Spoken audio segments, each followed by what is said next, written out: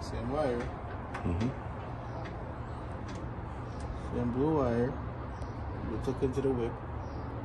And then that went to something else down there. That blue wire was spliced with a black wire. Then this particular blue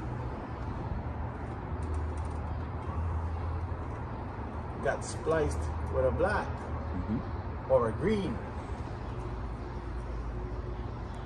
So now when you get inside, you know which they mark it green, they put a green coating on it here.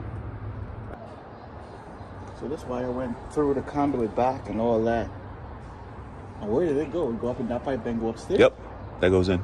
So that's supposed to be all the electrical. That's supposed to be, so they have the electrical going from the main panel to the outdoor unit, the electrical going from the outdoor unit to the indoor unit, and a control wire all going through that for two separate units.